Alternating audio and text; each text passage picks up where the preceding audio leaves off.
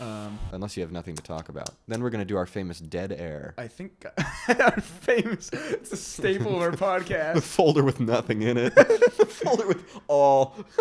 I thought I had something to say. Because remember I was like, oh yeah, I remember what I was going to say. And then I forgot again. Was it about the canon of visual literature? No, it was before that. Was it about David Lynch? Maybe. Was it about proto jokes? Was it about I don't think we ever talked about proto jokes. prelingual states? Yeah. Oh, well, that was a thing that I said the word proto humor or proto joke. To describe like when a joke is forming in the... You're already laughing at a non-existent punchline.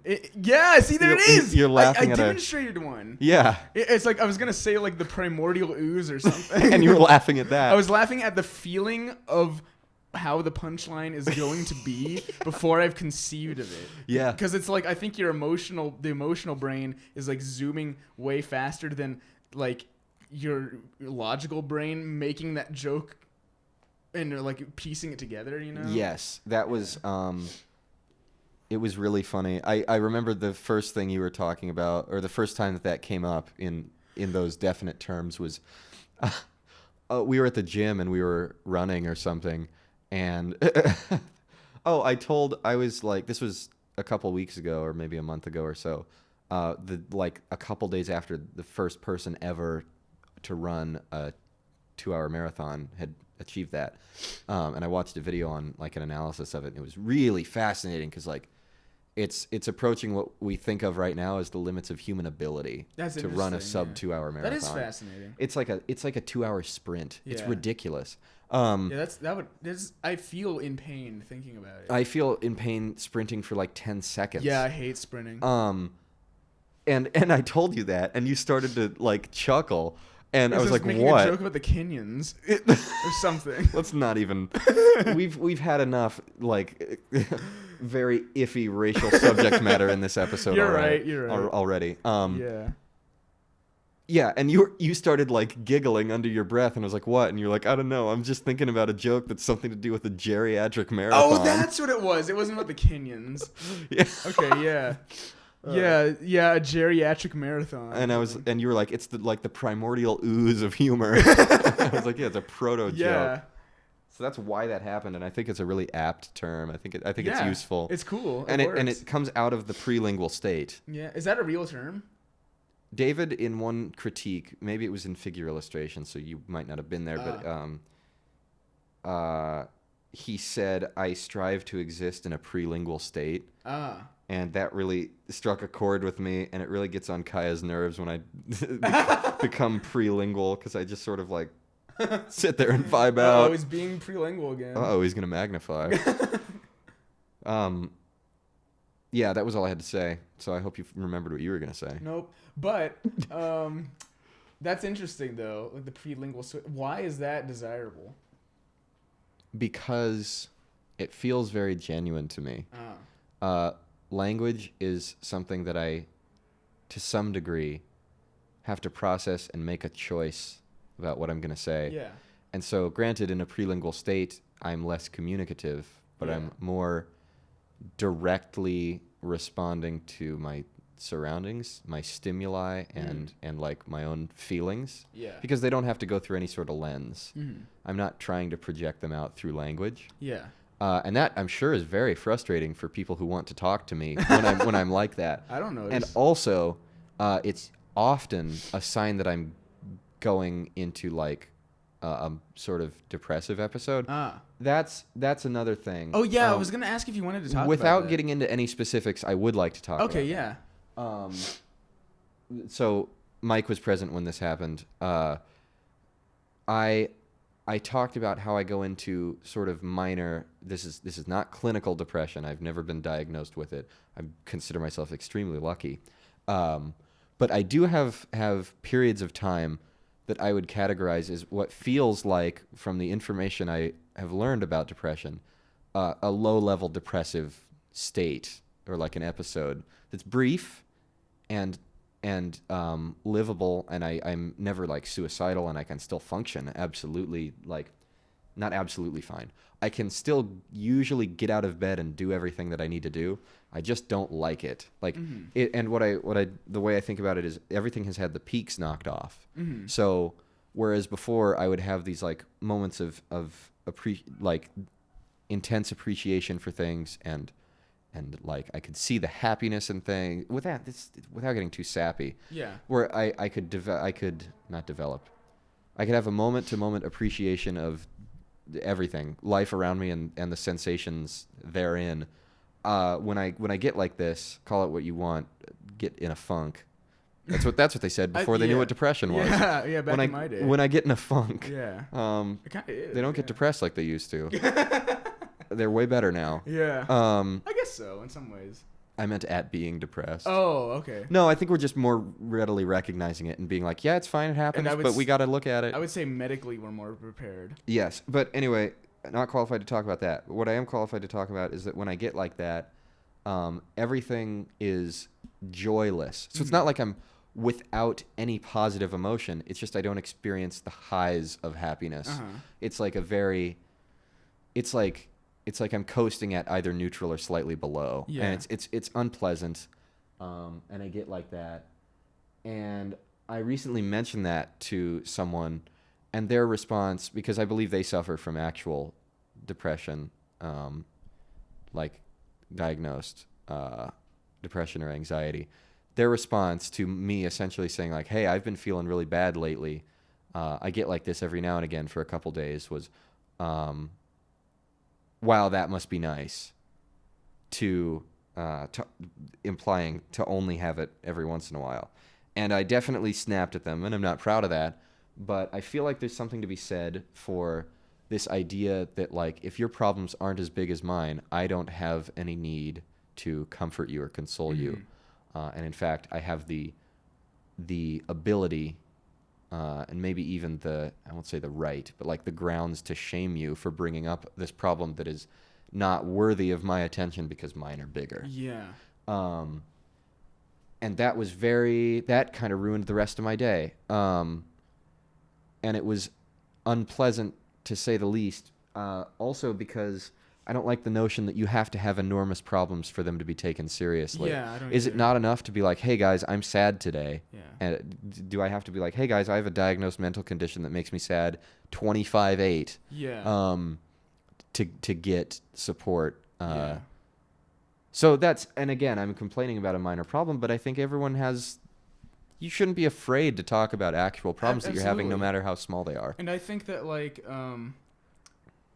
that pain and it's like it's more of a part of the human condition than it is like something exclusive to people with emotional or mental problems. I would say that like emotional and mental problems are like an instance of human pain, but pain is like the fundamental thing, and anyone can experience it. You know, Kim Kardashian can experience it. Yeah, the mega rich can experience pain, Yeah. and I guess I'd still feel sorry for them, and maybe it says something about me that I would feel less sorry because I'm like, whatever, okay, billionaire. I think it's but like if I were to behave perfectly rationally, then yes, I guess everybody deserves dignity. And I don't know, what was I gonna say? Whatever. It's a human thing to feel pain and to feel sadness. So I don't think it's fair to say like, oh, I don't have to feel sorry for you because I feel worse. Yeah, yeah. And that's all I wanted to say. That was just I'm off mic now. Well, my take on that, because I agree with you, but I also understand where the person who is mean to you comes from, because I've been in that position too, because for a long time, and I don't feel this way anymore, I felt a very strong resentment towards people who didn't have to put up with the same kind of things that I did. And it was a resentment that came out of jealousy. And so that might be the reason why they were passive aggressive towards you. Yes. And I'm not saying that that's right of them. No, I totally see the reasons, and this is another thing. I talked to my partner about this, and they were incredibly insightful because they've dealt with some of this before too, and so they had that angle on it. And what they said was, I absolutely understand where you, being me, are coming from, and you are totally right that you should be able to count on your friends for support. But what this person probably reacted to, and I'm still speaking as them, was your use of the word depressive. And it was a linguistic thing, and it is so common now because people are like, oh, I'm depressed, and it's almost like a meme. That's interesting. Like, there's so many memes about depression. Yeah. Which there really I get that are. it's supposed to be relatable. Yeah. But it's become the thing to, like, just say that you're depressed. Yeah. And so I'm sure it gets thrown around too much. And so what this person was probably reacting to was this defensiveness that comes from having to be like, no, that's not what it is.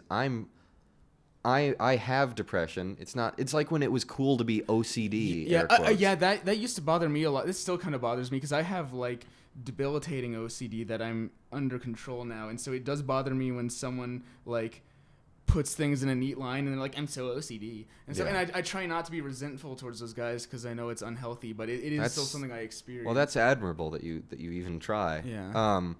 So what they said to me was, maybe don't use that word. And yeah, it's a little limiting, and maybe it is the truth, but until you go and get a diagnosis, it's unhelpful to my own cause to say that and have people immediately, and maybe rightly, get defensive. Whereas if I said, hey guys, I've been feeling real bad this week, that would probably get a neutral, ideally if it's my friends, a positive response, versus like, oh, I've been in a depressive episode this week. Even I don't feel right saying that. And so I think it was a mistake a little bit on my part to say that, because that's almost a form of appropriation. That's an interesting Because I don't want insight. I don't want to imply that I'm suffering the same amount and the same way that people with clinical depression are. Yeah. I just think, and in fact, I acknowledge that. I think it's a very, very mild form of it, if anything at all. But I thought that was cool. So back to treachery of language. Like, it's the same exact sentiment, but This one is way David Lynch said? No, this is just what I'm thinking about. Oh. One way I say it gets me a positive response, and the other way gets me to yell "fuck off" at somebody. That also goes the same way with my inward stance. My stance on the Let's inward. look inward. Dude, that's fucking awesome. No, it's not. That's hilarious. Okay, but even though, yeah, it's an interesting perspective I wouldn't have come up with myself, but I still do think that the person who was mean was a little apathetic, because I still feel like you deserved people to listen to you. Oh yeah, I'm take not you trying to seriously. exonerate them, and I'm not trying to say that I was completely without fault. Yeah. Mostly, my fault is in my reaction because I blew up. But I was having a bad week, and I got You can't help it. kicked while I sometimes. was down, and so I punched down. Yeah. We were both on the floor. Yeah, I think punching and that was a kicking. punching equal about it, I think. I punched across. Let's be honest. Yeah. Yeah, so that's, I don't know, that was a weird little deep tangent. Yeah. We can go back to laughing at our poorly named folders if you want, or our perfectly named No, folders. wait, I want to keep going. Okay. I'm going to drink water again. Because I was going to talk about the other, You know how it is. the other explanation I think for that kind of behavior is when, because we were also talking about like victim culture and stuff, which Yes, I you and dare I say immediately afterwards. is still a real thing, even though I always hate finding myself in positions where I'm agreeing with like the like Ben Shapiro's and who's the guy who's like changed my mind? Steven Crowder. Steven Crowder. It's like I don't want people to get the idea that I'm part of that crowd, because I'm very much not. And stuff like victim culture is an argument that they bring up, and it's something that I agree with them on. Yeah, unfortunately they're right sometimes. yeah, I hate it when bad people say good things. Yeah, but here's the thing. It's like if Donald Trump said that like grass is green and the sky is blue, I wouldn't say, well, that can't be true because Trump said it. Yeah. You know. So it's like that's why it's not so black and white as to say like, oh, he's a bad person, never listen to anything he says. Yeah, I agree. You have to parse it out sometimes. It's like, oh God, Ben Shapiro, I hate when you make sense. Yeah. Usually, like, that's I'm guilty of that. I'll listen to Ben Shapiro and I'm like, ew, I see the logic there. But then I like go deeper into it and I'm like, oh, that's, yeah. I do that with Jordan Peterson. I don't think I agree with Ben Shapiro on much of anything. No, I do that with Jordan Peterson because it's like, I still listen to him. I'm not like the kind of like there's this really gross. He has a really gross like fan base of like broken young men who need guidance, and Yes. it's like, and that's fine because I've been there. But his fan base kind of like they put him up on this unhealthy pedestal where they think he can never be wrong, and then they get really defensive whenever someone criticizes him. And so I'm aware of that. And I don't agree with a lot of the things he says, especially when it comes to like immediate politics. But I still watch his videos because I find them really interesting, and I still do agree with a lot of the things that he says. And so I always feel kind of weird about that. It's like, I mean, I don't think this, but I still sometimes feel like, am I a bad person for agreeing with this one or two statements that he says every once in a while and stuff like that? And I don't think you are, because Yeah. I don't think it's possible to say this person is bad, everything they say is bad. Yeah, I don't think that's true either. I mean, It just doesn't even work like Hitler's probably like when he was a kid, probably like bought flowers for his aunt one day or something like that. Like, do you ever think about that? Like, it's fucking weird. Yeah, and you know what? Oh, you know another time I was genuinely pissed off at people who were ostensibly my friends? Yeah, I was gonna ask, is that a thing that you experience a lot? What? Like people not taking you seriously because you don't have a mental illness? Yep. Oh, okay. Yes. Okay, well then go on. This is unrelated, but I just had one too many of the Hitler was an artist jokes lobbed at me. What jokes are those? Hitler was an artist, and they're like, "Ooh, you're blonde with blue eyes, which Oh, is I'm wrong. sorry, I have did green that. eyes." I've done that before. I You've called me Hitler's perfect child. if that makes you upset, then let me know and I won't do it anymore. Not from you, Okay. but from most anyone else. Okay. I don't like that. Why is it different for me? Because I understand your intentions and that you're a good person at heart. Aw. I got you. I got you, boo boo. I was fishing for that. Yeah, I'm gonna admit. I was like, how can I get him to say something? And I nice was about reeling me? you in, so whatever. Anyway, go on. Our feet just touched there. Well, we got to end the podcast now. We got to start over. We got to do some stuff. Some business to something's come attend up to. That requires my Right. immediate attention. That was one of my best boner jokes Yes. ever. Something's come up that requires my I attention. love that. Anyway, go on. Yeah. That was fine. That was just an instance where it was people I fenced with. One of them said it, and I was like, "Oh, that's so tasteless." Yeah. Like, God, low-hanging fruit, first of all. And yes, I'm aware I'm white and blonde. Yeah. Sorry. And tall. And tall. Big dick. Enormous. I'm glad that finally came up on the podcast. I want to talk about that. Mike's favorite joke lately has been for no reason, but for every reason, to insinuate that I have an enormous penis. Because it's like, it's something people don't do. It's like when you want to make someone uncomfortable, It's you tell irony. them they have a small penis. Or you insinuate that they have a small one. And it's interesting that you can technically give someone a compliment and it still creates an uncomfortable atmosphere. Mm-hmm. Or it implies that I've seen your penis before. Yeah. And so it's really funny to me. Yeah. But yeah, so you were upset about Hitler jokes? Yes. And that was somebody just said it, and I was like, all right, that's enough. I don't know where else I was gonna go with this. But this had something to do with you feeling like people weren't listening because your problems aren't bigger? Oh well, okay. Part of my own insecurities are worrying that I'm not being taken seriously, because I think for a long time I didn't take myself seriously.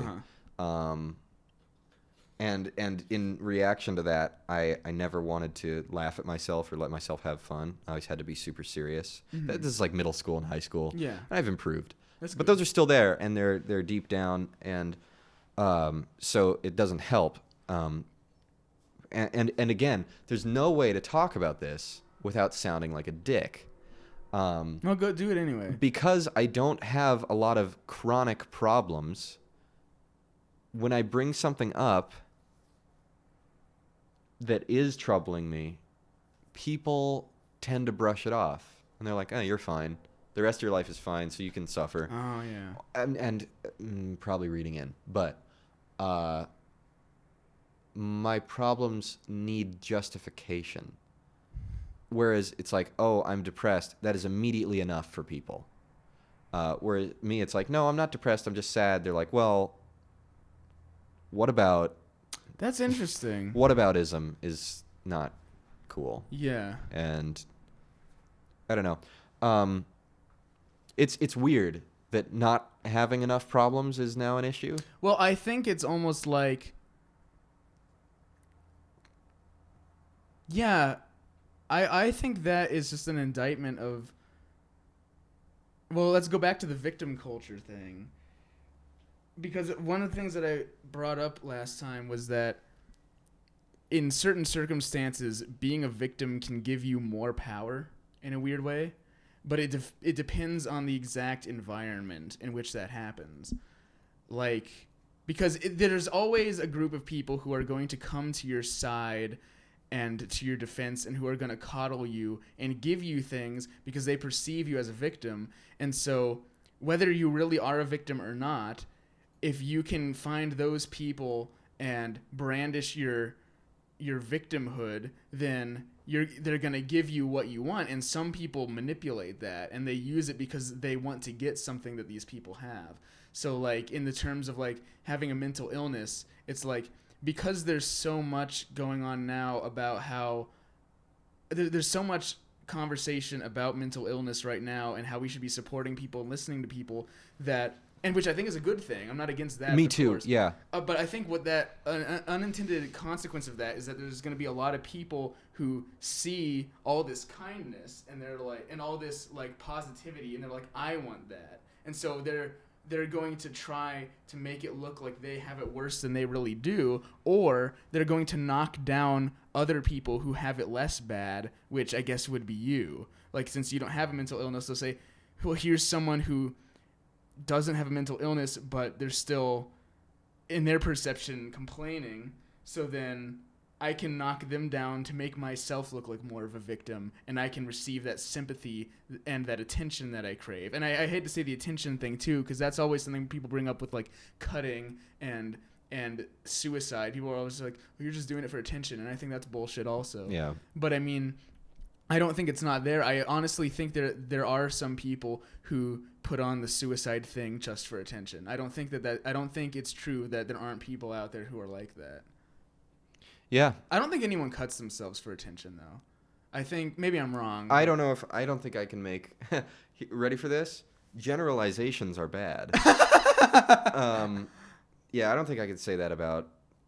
I don't know everybody. Yeah, exactly. So whatever, but I don't think that's a common motivation. No, I don't think it is either. I think most of the time it's not that. Again, knowing nothing. Yeah. I don't think that's the case. I got my little lamp working. Aw. He can actually blow now? He can blow fire.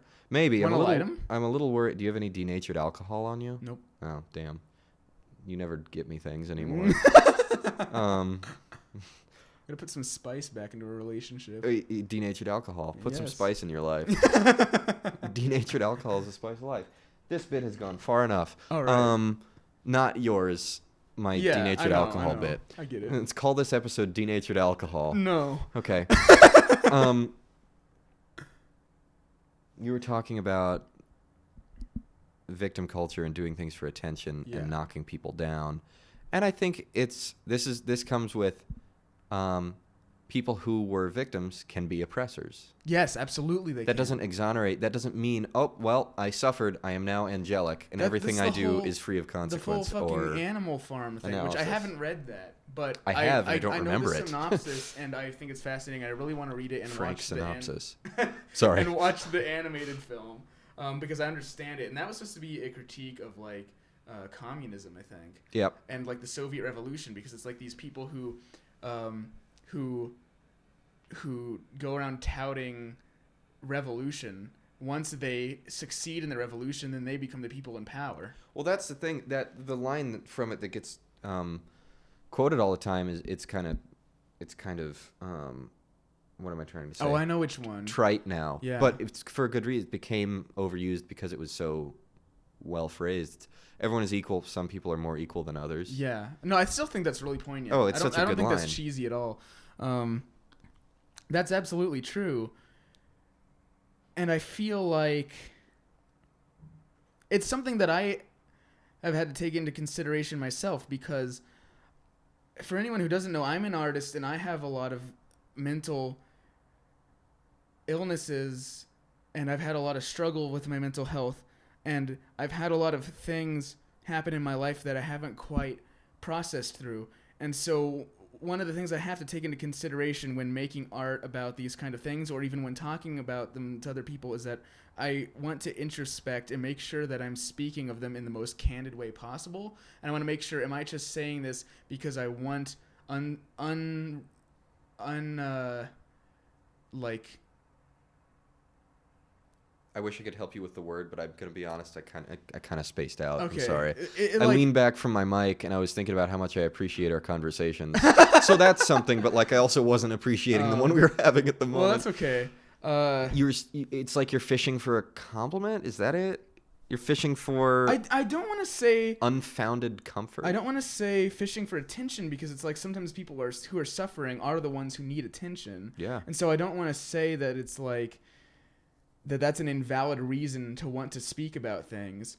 But I think it's like whenever there's a tragedy, you can always be more or less dramatic than about how it actually happened. And I think whenever I'm addressing a personal tragedy or something in the world that upsets me, I want to make sure that I'm addressing it to the level that it needs, and not anything more melodramatic or less melodramatic.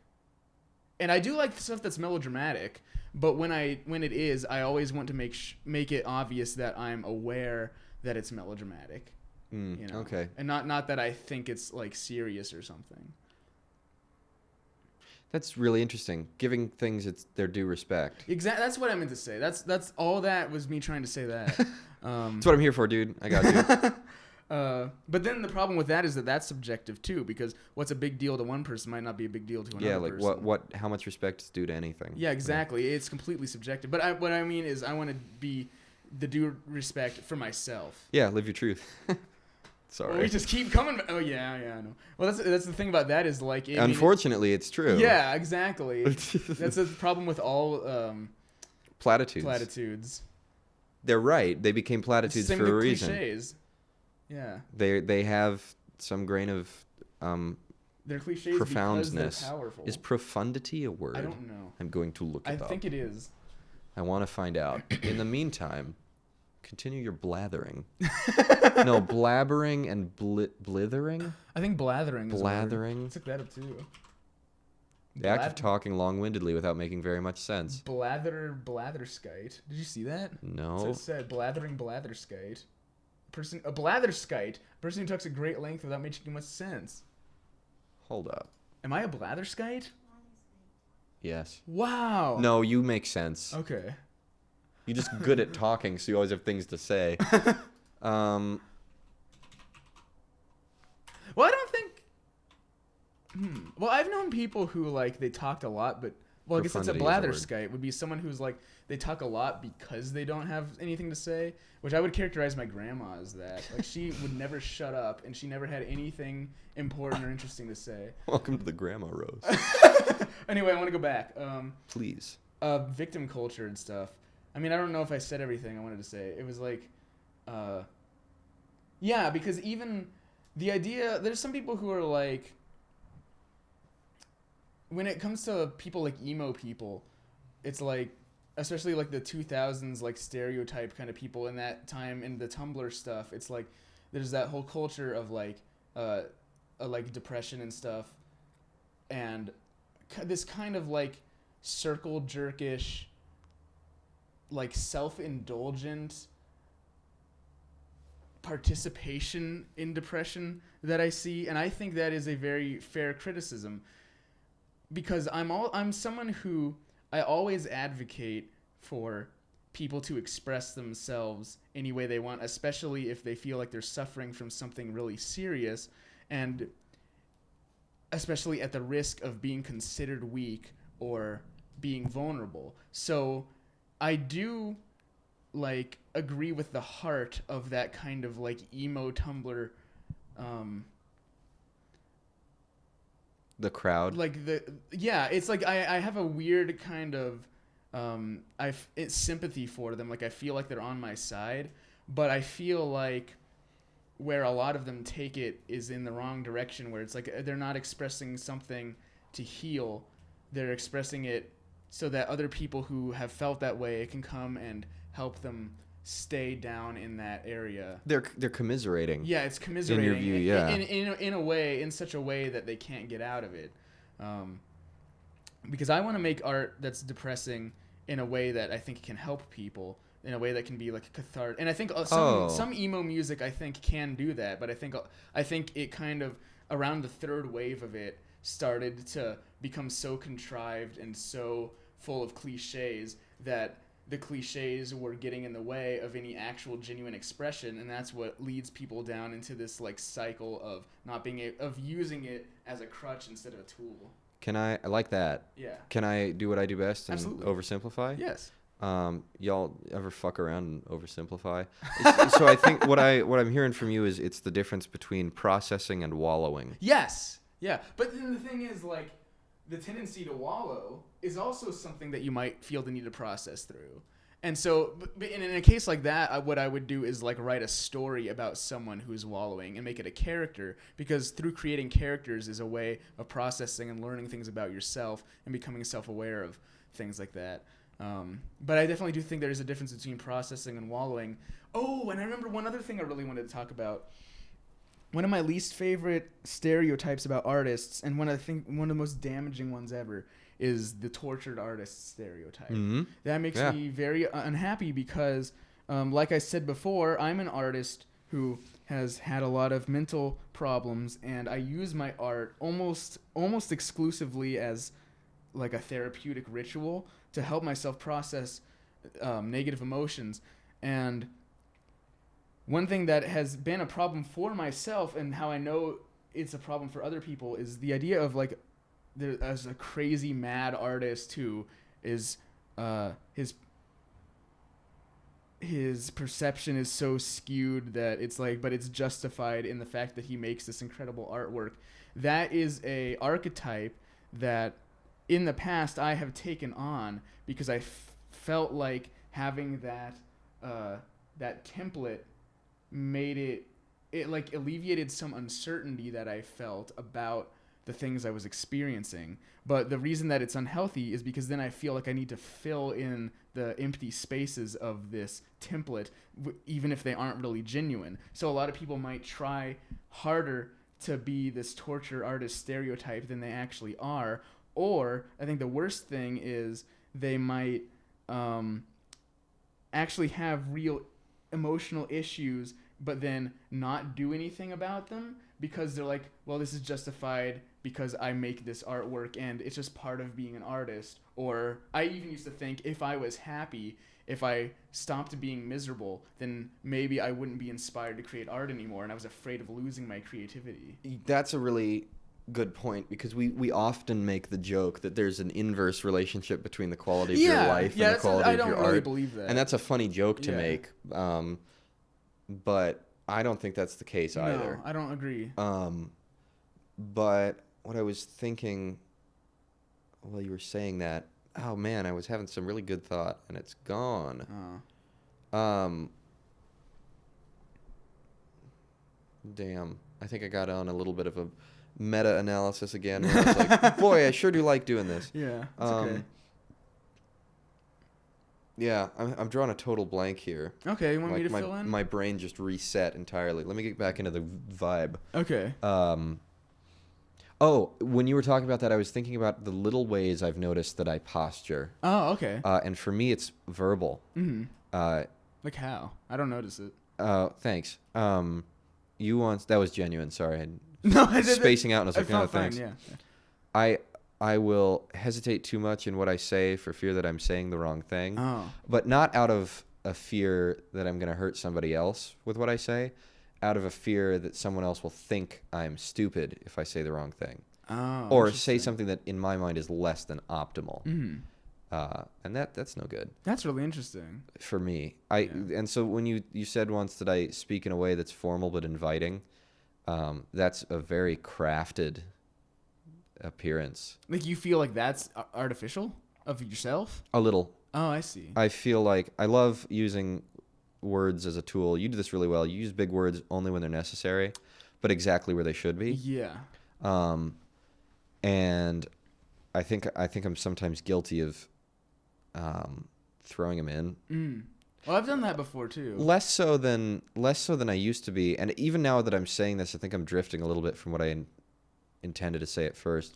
I want to be more open to saying things in the spirit of the moment that I'm saying them in, not concerned with grammatical correctness or even like if I stumble over my words, I don't want it to matter to me so much. Yeah. If I mess up and say something slightly wrong and mispronounce something, I don't want it to hinder me. I don't want to stop and care about it. Yeah. I just want to trust that it's really not that important and that people still get my meaning. Because I used to be a horrible grammar Nazi. God, I'm so glad I stopped that. That's okay. I still catch myself thinking it. But it's not a judgment thing anymore, I promise. I'm not judging people. I still have moments of like arrogance. That's totally what it is. It was just arrogance. And it comes from the insecurities. It was like, well, I guess I'm better than them because they don't know when to use almost your. Always is. Arrogance is almost always from insecurities. And it's so painfully obvious when it's other people. But it's harder to figure out for yourself. Yep. Wasn't there a quote about that?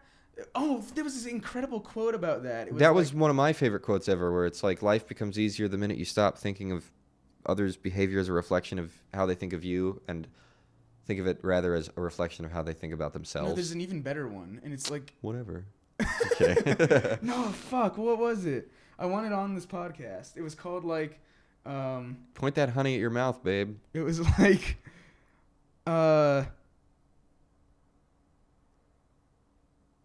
Oh, we see the splinter in someone else's eye, but not the stick in our own.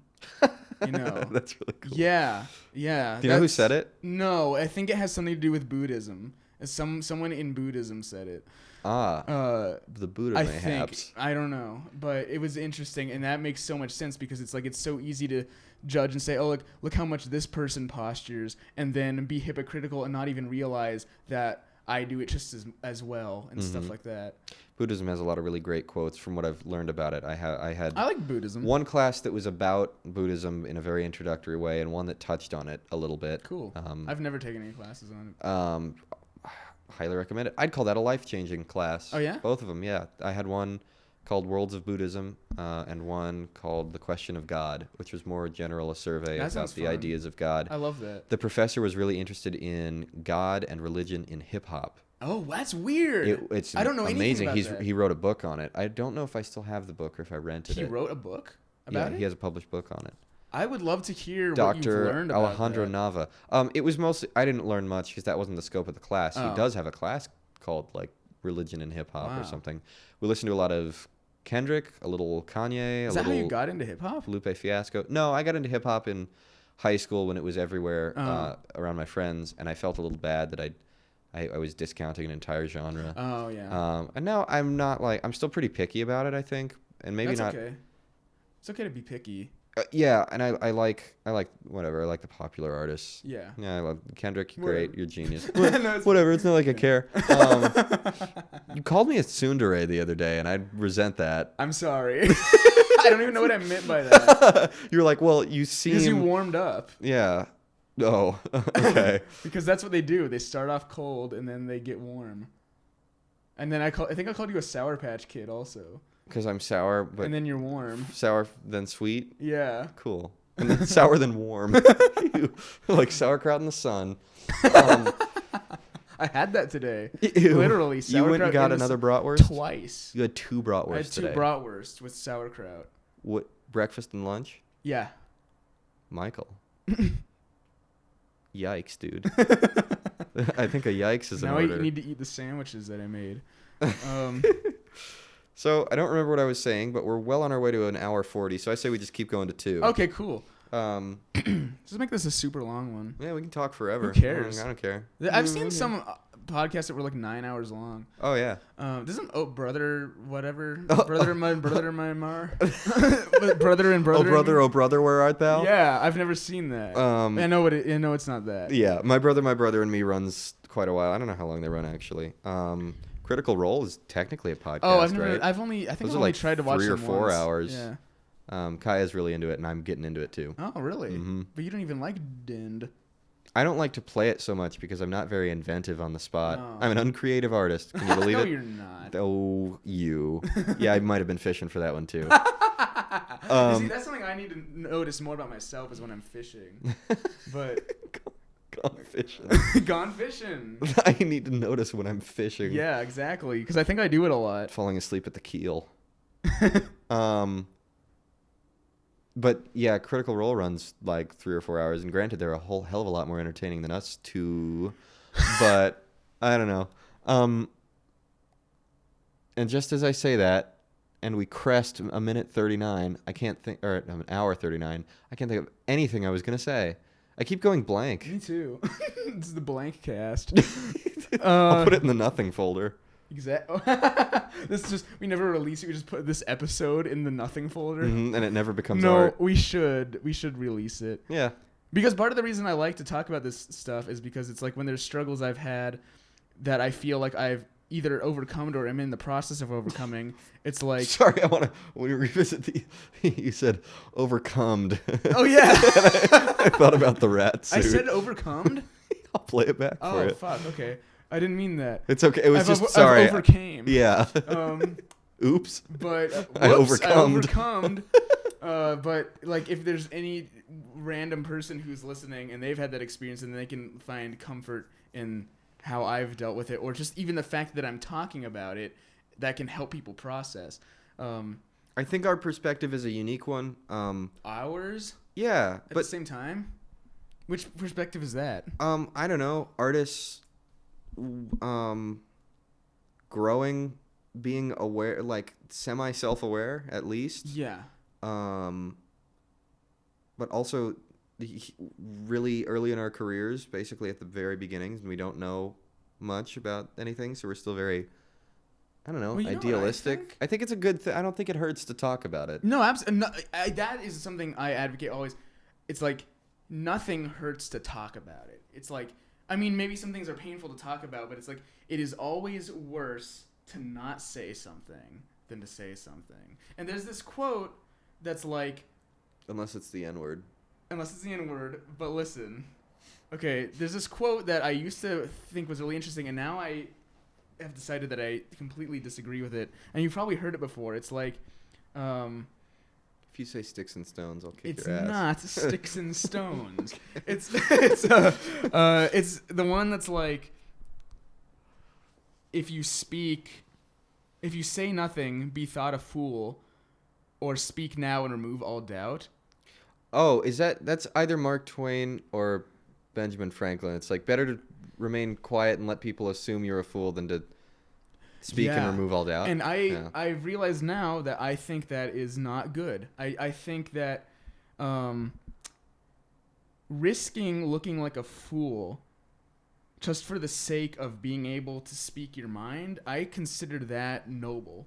Because it seems like wanting to be perceived as someone who's not a fool is superficial compared to wanting to speak what you believe is the truth, and or wanting to be able to process an emotion that you're dealing with or something. Because it's like, let's say for instance that I have a opinion that is like actually kind of racist or something. It's like I would rather actually express it and have people criticize it, because that'll do two things. I can hear someone else's opinion, and I can also just the act of saying it or writing it or expressing it in some way brings it into my conscious mind and will help me process it.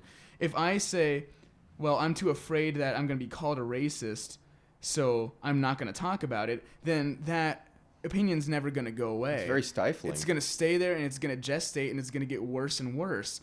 And I think that everyone needs to say, like, it's more important that I get off what's on my chest than it is how I'm perceived. And I think that is my message with my art, is that, and how I conduct myself. That is the image that I want to share to the world. That because I think, like I said before, I really think that in the whole world, because it's human nature, but in this country specifically, we have a culture of shame, which I think is unlike any other country. And I've been to other countries, so I know. And all of them. I would even go as far to say things like, and like we talked about this before, like, I don't want to say I have an answer to gun violence or violence in America, but I have lots of reasons to believe that one of the motivations for like school shootings is out of this feeling of young white men not feeling like they can express themselves. They don't have the freedom to come out and say things that might be perceived as like these horrible thoughts right away, and thereby process them and grow. And that's also why I generally actually support like emo people and Tumblr people and goths and stuff like that. And the Insane Clown Posse. And yes, I don't Sorry, like that's Insane been brought Clown up Posse, before, but yeah. I do support their expression, and I would never want to stop them. And I appreciate their shamelessness too. It's like I still think it's healthier to like cry about something than to remain stoic. It does not take strength and bravery to be stoic. It takes bravery to confront painful issues. I'll play devil's advocate here and say sometimes it takes bravery to be stoic, because recently I was a very verbally combative person Mm-hmm. in the past, and I've done that too. I'm not over that. Yeah. But like, I think there's something to be said for hearing something that's just blatantly wrong and misinformed, and maybe it's lobbed at you, or maybe you just hear it, and this is a case-to-case situation. Mm-hmm. But and saying nothing, being like, this is not worth my intervention. This is not an important battle to fight. And being stoic in that moment is really useful. But yes, in terms of remaining stoic because you don't want to look like an idiot, yeah. If that's not... There's a superficial reason. That's cowardice. Yeah, exactly. And I'm a coward. No, you are not. So, well, I've been. Fishing. Just kidding. No, that time I wasn't. Okay. That time I was like, yes, I do that. Okay. Yeah, no, that's fine too. Yeah. I think...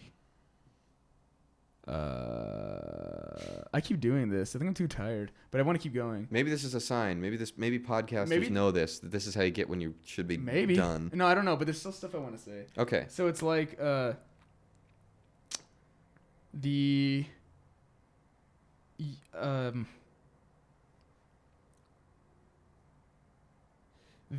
choice.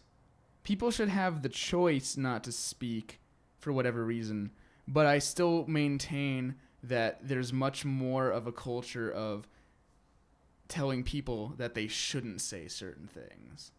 So even if someone's like in that situation is like, you know, this is beneath me, I don't even need to discuss this, and it's a genuine expression of that or whatever, then it's like, or if you feel like it's only going to be, it's not going to help at all to talk about this because you're arguing with someone who is much more interested in winning the argument than getting to the bottom of things, and they're just going to shit all over the chessboard or whatever that analogy is. Yeah, I like that. Yeah, but it's like, then in that case, it's like, okay, yeah, I give up, whatever, you can be right, and then just leave. But what I'm talking about is like, I guess being stoic.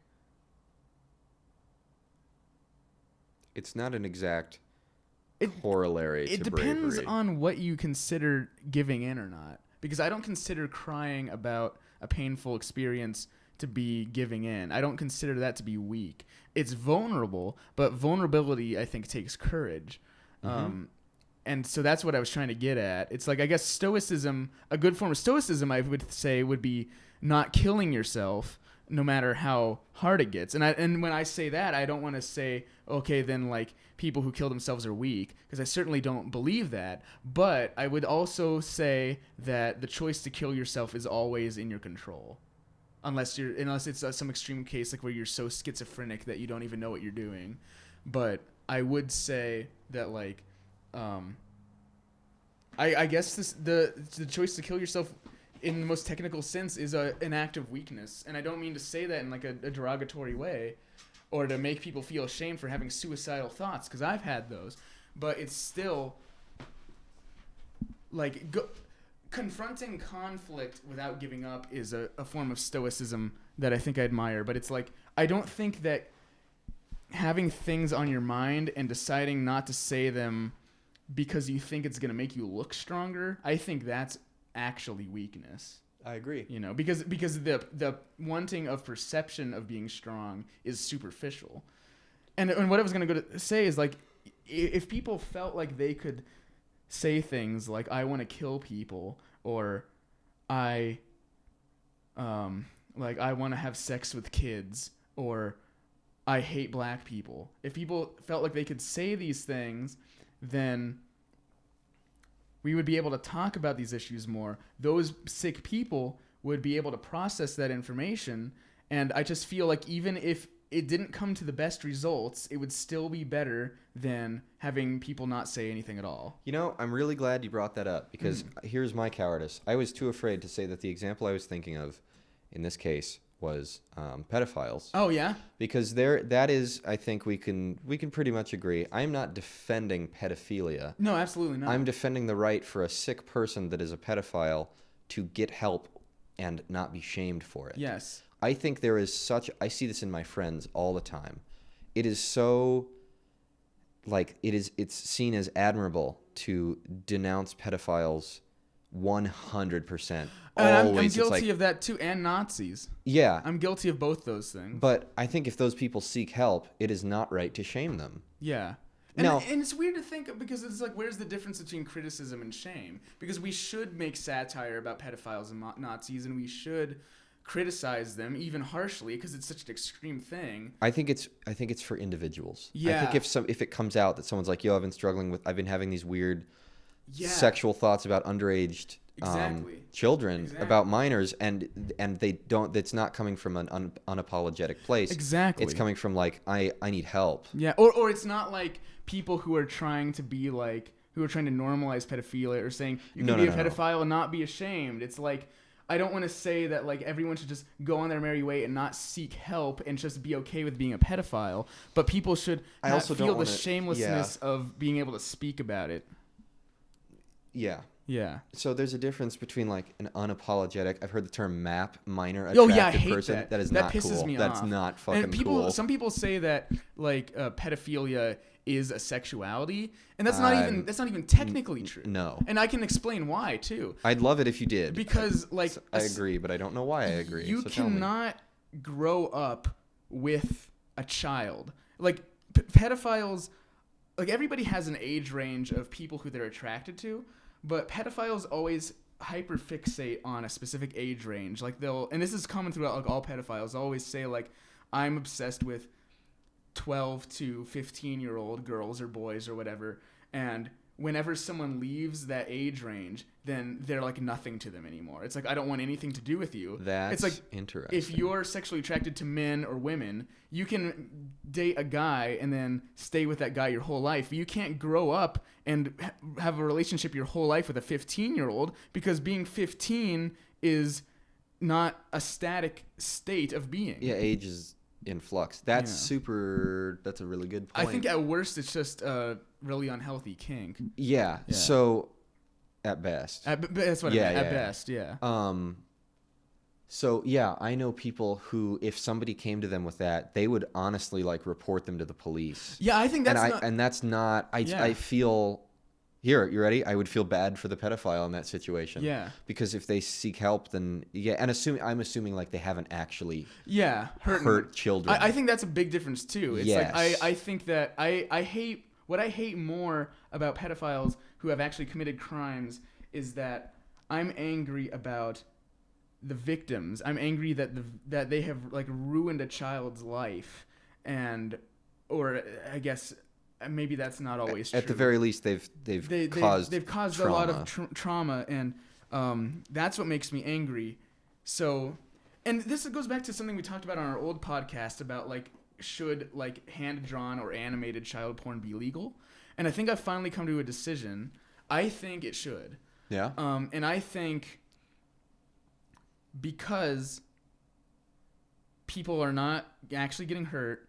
And I think that, like I was talking about to you before, sometimes fetishes are a way of your body and your mind trying to process trauma. And so maybe a pedophile is someone who experienced pedophilia when they were younger, and that kink is their brain trying to process that. And because there's people who do like that, like taboo role play, like mommy daddy role play and stuff. Mm-hmm. And for that kind of stuff, I think that that's just weird but relatively harmless. And it's like, if that's the way you need to get out, then that's fine. And I think that hand-drawn child porn or underage porn or whatever you want to call it is just an extension of that kind of thing. It's like, that's just a way of processing. And I understand also an objection to that could be like what we brought up before, like, well, that could also be normalizing pedophilia or telling these people that, like, it's okay to be a pedophile and don't be ashamed. And I think that is more up to the individual who's struggling with those emotions to decide for themselves if they are using this in a healthy way or not. And I think it could go either way, and that's why it should remain legal. And I think that people should be able to draw anything in the whole wide world. And because there's also then the question of, like, well, how can you decide what isn't pornographic, or whether or not people always say it pertains to the prurient interest. But it's like, how do you know you're not using an image of sex with children for provocative or shocking reasons, or to make people ask questions or think about what they believe, or simply to defy the laws that prohibit as an act of rebellion. Because those things I wouldn't consider immoral. In fact, I would think all those examples I would consider like admirable and courageous. Courageous. Yes, absolutely, I would. I want to, just because I think we've said a lot of things that are, it's not a stretch to say are controversial. Yeah, well, I think it's good though. Yes, and I want to say that there seems to be this. We can talk about cancel culture. That's timely. Fuck yeah. People are trying to cancel Has Been Hotel. Really? Yeah, because that's the most Tumblr. Well, yeah, but neoliberal. But I don't know. I don't know what that means. But Sorry, I didn't mean to say that. No, neoliberal. I think the way I've heard it is when you're someone who just does what's the word? Lip service. Lip service to mouth service. Lip service to like the ideas of liberalism. Like, I would consider my mom to be one of those. Like they say, I believe in equality, I believe in whatever, and then it's like, but then when you are confronted with something that's new and different and good, you're still objectionable to it. Okay, then yeah, let me apologize for saying that, because that was a term. Because Tumblr people tend to be relatively eccentric. Oops, sorry. Yeah. But there was a case of someone found the creator of, and I still don't really know the credibility of this. Someone found that the creator of Has Been Hotel had in the past drawn bestiality porn. I don't really give a shit. I don't give a shit either. And I saw one of the examples was like it was a drawing of like a furry girl like having an orgasm in a bathtub full of snakes or something. And the idea was that like they want to fuck snakes. Kinky and weird. I don't give a shit though. It's a drawing. And it's like you didn't actually go out and hurt a snake. And even if you have like some kind of weird sick desire to do that to animals, it's still... Think about how much more unhealthy it is to keep those feelings inside than to express them. Through a way that doesn't hurt any. Through a way that doesn't hurt any people. Yeah, I don't really have a problem with that. That's whatever. And there's so many people who are saying like, if you watch Has Been Hotel, then you're supporting bestiality, and that's fucking bullshit. That seems like a sort of, let me go back to my generalizations or bad statement. Parenthetical. That seems like a very Tumblr thing to do. Yeah, exactly. And it does seem like something that Tumblr people would like. Like even with the art style and everything. And I think I like the art style a lot. And I'm excited. I think it seems new and different. It looks cartoons. really colorful and interesting. The thing about cancel culture, from what I can tell, not being on Twitter, which is where I think most of it starts and takes place. Yeah. it doesn't leave room for people to change their minds. Exactly. It's like, yeah, they tweeted that 10 years ago. Maybe they've grown as a person. Yeah, I agree with that. I agree completely. So that's what I want to say now about the things that we've said. I believe in the things that I said. And I think that my own logic behind them as I perceive it right now is fine, and I don't think there's maybe I'll change my mind. Yeah, maybe I'll change my mind. My This is an opinions have open grown call. So much in the past. This is an years. open call to actually change my mind. This Yeah. is not a this is not a Steven Crowder sitting with my arms folded Because behind a he meme obviously sign. does not want his mind changed. Yeah, of course. This Yeah. is an open call. I'm putting it out there. If these thoughts seem, if I find fault with them later, then and I examine it and I realize that I had said something stupid or at fault or misinformed or just unaware in general, then I'll to the best of my ability take that criticism and work it into my own views. But no, at this point, I don't think we should be afraid. I don't think that we should think of the threat of being called out for something edgy that we said a long time ago to be come back and haunt us, because I would still argue that the person who's doing that and digging and cherry picking, they're in the wrong. And I would argue that I would be a different person at any point in the future than right now, and the idea that I would hold exactly the same viewpoints and beliefs in, I don't know, 10 years. Well, that's another question too. Is like, what does that make you a different person? Like, that's another interesting question. Ship of Theseus again. Yeah, Ship of Theseus. Because in some ways I feel like I'm still the same person that I was when I was 3 years old, and in other ways I felt like I've grown a lot since then. We might have... Yeah, you're taller. Yeah. We might have hit on a very human issue that really has no resolution. Yeah, that's the problem. And see, whenever I get to an issue like that, my resolution is always, well, I just got to figure out what it means to me. Yep. It's like that's the only way you can resolve questions like that, because the fact that they're so human means that they're not... Reach within to your local self. Yes, and find a good soul and boy. Well, here we are at 2 hours. I don't mean to cut you off. Want to just stop? I don't think I have anything else insightful to say. I'd love to keep talking, but I don't really care. I think I've said... I didn't have anything to say, but you always bring it out of me, so that's nice. Speaking, I was going to talk about human moments in the past. Oh, okay. But that's more of like a little thing. Let's do it. I don't know. I think staring at a fire. Yes, last Saturday? That was fun. That was fun. Yeah. Staring at any fire, though. Yeah. Surrounded by company is a very human thing. Any fire, I do mean like a candle or a bonfire. I don't mean to like say you're wrong. It. No, I mean, I understand what you're saying, but I feel like what you're attributing to a human moment are the superficial elements of what makes sitting around a campfire human. It's because it's like, I feel like that sitting around a campfire, it's kind of like programming. You know how you write... Have you ever done any programming? Never. Well, in programming, you do this thing where it's like you write a function, and then throughout the rest of your program, you place instances of that function which tell the computer to play this function, which translates to playing an action. So you have like a function which is like an abstract template, and then you have instances of that function throughout the program. And like what you just described, that's like an instance of a human moment. Like, human moment is a function, and then sitting around a campfire is an instance of that. So I feel like the idea of being with company in a comfortable environment, that's a human moment. And sitting around with people around a fire, that's like just an instance of that specific human moment or something like that. Oh, see, for me, I was talking about the fire.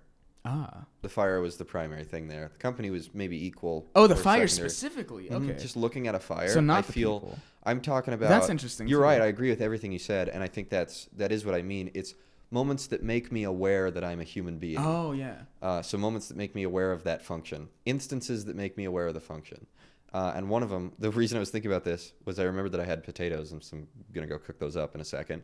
Peeling potatoes, weirdly, did that for me. It's like, you know how long humans have been doing this? Yeah, it's strange. I always do that when it's like I observe strange. people and I'm like, they're acting chimp-like, you know? I guess, you know what? I just thought about it. The way I define a human moment is a moment in which I feel connected to generations past. That's and interesting. like ancestors past. And genealogy doesn't really do that for me. Like researching my family tree. I've never even done that. It's like, yeah, it's great to know these facts, but for me, it's more like doing things that I know my relatives and my ancestors must have done. Yeah, that's interesting. And in that moment being like, well, we really are all the same, aren't we? and that's a nice human moment. And maybe that's a nice place to end. Okay, that sounds perfect. Yeah? That wraps it up. Yeah. Let's not open another can of worms. I don't like them. Yeah. Cans, worms. Cans, worms. Did I tell you about Who needs them? Did I tell you about the thing that Trent said in my sculpture what'd he class? say? I'll end with this. Fireflies by Owl City came on YouTube autoplay. Just came up. Yeah. Because we were listening to music in there. And it got to the part where he said, "You would not believe your eyes, 10 million fireflies." And Trent immediately switched the song and said, "That's too many." I think about it all the time. Yeah, why specifically 10 million? I don't know. Yeah.